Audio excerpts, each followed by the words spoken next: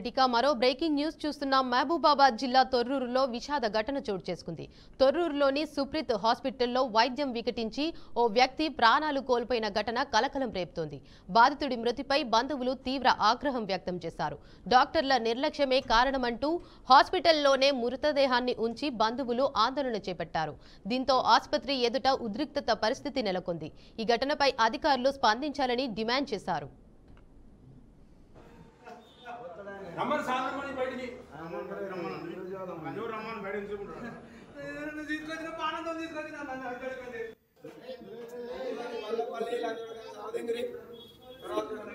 వీడే ఎన్ని సూచన బయటికి రా.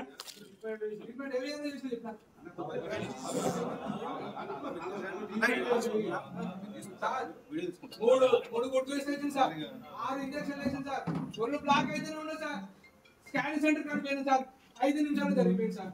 5 నిమిషాలు కూడా పట్టలేదు. రండి సార్, ఎమ్మెల్యే గారు రండి సార్. నడిచిండు, ఎత్తుగడ కడవట్ చేష్టం తెచ్చిండ్రు, దాని మీద గుసబెట్టుకపోయింది, బండ మీద బండ పెట్టి సూదులు వేసుకుని ఒకటే సూదులు ఎందుకంటే ఆయాసం పడతాను. అయ్యా జర ఓదార్చుకోండి. ఒకటే ఇంకోసార్లు వేసిండ్రు, చేతికేసిండ్రు, తొంచికేసిండ్రు. పోటీ ఆడ ఎక్సర్ తీసుకురా పోనీ అన్నాడు. కడుపు ఎక్సర్ పోయినాం. మా కొడుకు పిలిచి ఆడ ఇచ్చిండు, వచ్చినాం. అయ్యో బాబు ఆయన పాండ్రంగయ్య అని పేరు వచ్చింది. రాగానే నా కొడుకు నా తమ్ముడు తీసుకొస్తానని వచ్చింది. ఆయన తరగా ఊపిరి పోయింది. ఆయన ఆనందం తీసుకొచ్చిన సార్, కడుపు నొప్పి వచ్చినాం సార్. ట్రీట్మెంట్ 3 గ్లూకోజులు ఎక్కించిండు, 8 ఇంజక్షన్లు వేసిండు సార్, 6 ఇంజక్షన్లు వేసిండు. స్కానింగ్ తీసుకురా అన్నాడు సార్. పోతారుగా ఇమీడియట్ పోతాంటేనే నల్లగా అయింది మనిషి.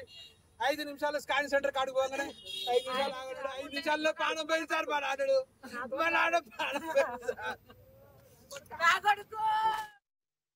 రెటికా బ్రేకింగ్ న్యూస్ చూస్తున్న మహబూబాబాద్ జిల్లా తొర్రూరులో విషాద ఘటన చోటు చేసుకుంది. తొర్రూరులోని సుప్రీత్ హాస్పిటల్లో వైద్యం వికటించి ఓ వ్యక్తి ప్రాణాలు కోల్పోయిన ఘటన కలకలం రేపుతుంది. ఇక దీనిపై మరింత సమాచారాన్ని మా ప్రతినిధి సల్మాన్ అందిస్తారు. సల్మాన్. చోటు చేసుకుంది. ఈ యొక్క వైద్యులనే నమ్ముకొని ఎవరైనా రోగులు వస్తే వారి యొక్క ప్రాణాలు అయితే గాల్లో కలుస్తున్నాయి. దీనికి సంబంధించి నిన్న పాండు రంగారావు అనే వ్యక్తి, అంటే బట్టల వ్యాపారం చేసుకునే వ్యక్తి, నిన్న మధ్యాహ్నం హాస్పిటల్ కడుపు నొప్పితో హాస్పిటల్ కి అయితే నడుచుకుంటూ వచ్చాడు. తీరా చూసుకునేసరికి ఈ రోజు అంటే తెల్లవారుజామున మరణించాడు. ఖచ్చితంగా దీనికి సంబంధించి మనం చూసుకున్నట్లయితే ఆయనకు గ్లూకోజ్ కానీ లేకుంటే ఇతర ఇంజెక్షన్స్ ఇవ్వడంతో ఆ యొక్క డోసు ఎక్కువ కావడం వల్ల కొంత అపార స్థితిలోకి వెళ్లి మృతి చెందిన సంఘటన మాత్రం మహబూబాబాద్ జిల్లా తొర్రూరులో ఈ యొక్క సంఘటన జరిగింది. ఈ యొక్క సంఘటన తోటి కుటుంబ సభ్యులు ఆందోళన చేశారు. డాక్టర్ల నిర్లక్ష్యంతో మా యొక్క తండ్రి గారు మరణించాడని అయితే వారి యొక్క కొడుకు, అదే విధంగా కుటుంబ సభ్యులు పెద్ద ఎత్తున ఆందోళన చేశారు. దీనికి సంబంధించి అంటే ఈ యొక్క హాస్పిటల్లో చూస్తున్నట్లయితే గతంలో కూడా ఇలాంటి సంఘటనలు అనేకం జరిగాయి. ఖచ్చితంగా ఇది చూసుకున్నట్లయితే 8వ సంఘటన. నూనావత్ డాక్టర్ దీనికి చైర్మన్ గా వ్యవహరిస్తున్నారు.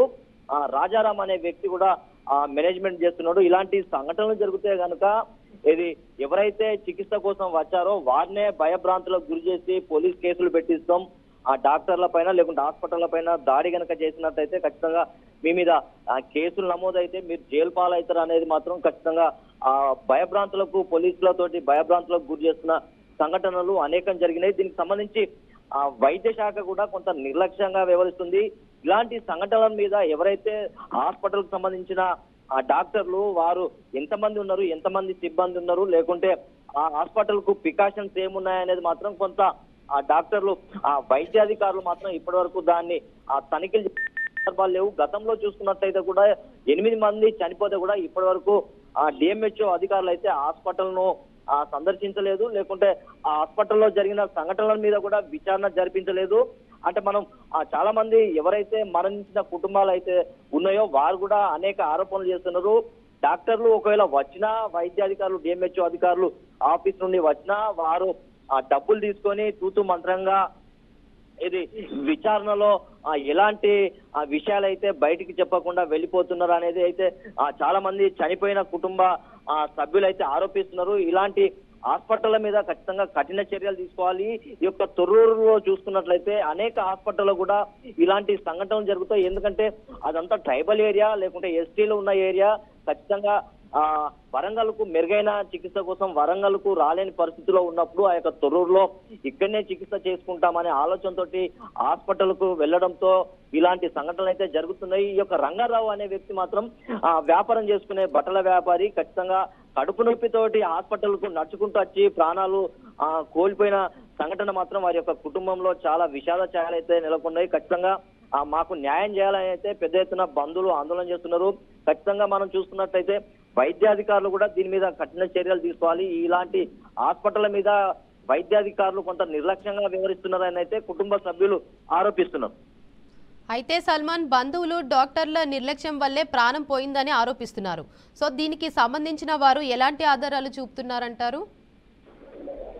అంటే బంధువుల ఆరోపణలు అయితే ఖచ్చితంగా నడుచుకుంటూ వచ్చిన వ్యక్తి కడుపు నొప్పితో వస్తే ఆ యొక్క ఇంజెక్షన్స్ అదే విధంగా గ్లూకోజ్ పెట్టడం వల్లనే కొంత డోస్ ఎక్కువై చనిపోయారు అనేది మాత్రం ఖచ్చితంగా మనకు ఆరోపిస్తున్నారు. ఎందుకంటే నడుచుకుంటూ వచ్చిన వ్యక్తి ఇలా చనిపోవడం అంటే ఇది డాక్టర్ల నిర్లక్ష్యమే. కడుపు నొప్పితో వస్తే తీవ్ర చూసేసరికి ప్రాణం పోయింది. ఖచ్చితంగా ఆధారాలు అనేది మాత్రం ఇది ఆ మెడికల్ కి సంబంధించిన విషయం కాబట్టి ఖచ్చితంగా ఎవరైతే చనిపోతారో కుటుంబ సభ్యులైతే ఖచ్చితంగా డాక్టర్ల మీద, హాస్పిటల్ మీద ఖచ్చితంగా ఇలాంటి ఆరోపణలు అయితే చేస్తారు. దీనికి సంబంధించిన డిఎంహెచ్ఓ ఆఫీస్ నుండి అధికారులు వచ్చి దాన్ని క్షుణ్ణంగా పరిశీలించి ఎందు నిమిత్తం చనిపోయాడు అనేది మాత్రం విచారణలో ఆ యొక్క డిఎంహెచ్ఓ ఆఫీసు ఆ డాక్టర్లే చెప్పాలి. ఎందుకంటే వైద్యం అనేది ఆ దేవునితో సమానంగా చూస్తారు. ఖచ్చితంగా దేవుడు కనిపిస్తాడో కనిపించాడో కానీ ఆ వైద్యాధికారులు ప్రాణాలు కాపాడుతారు అనేది మాత్రం ప్రజల్లో నమ్మకం ఉంటుంది కదా.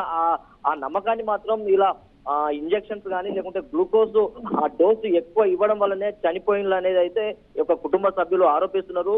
దీనికి సంబంధించి వైద్యాధికారులు కూడా తక్షణమే స్పందించి అలాంటి హాస్పిటల్ మీద విచారణ చేసి ఖచ్చితంగా ప్రజలకు మెరుగైన వైద్యం అందించేందుకైతే హాస్పిటల్ ఎవరైతే నడిపిస్తున్నారో అలాంటి వారి మీద ఖచ్చితంగా వారి మీద కొంత నిఘా పెట్టాలి. ఇలాంటి సంఘటనలు జరిగితే హాస్పిటల్ మీద చర్యలు తీసుకోవాలని అయితే ప్రజా సంఘాలు ప్రజల నుంచి పెద్ద ఎత్తున వినతి పత్రాలు అయితే సమర్పిస్తున్నారు.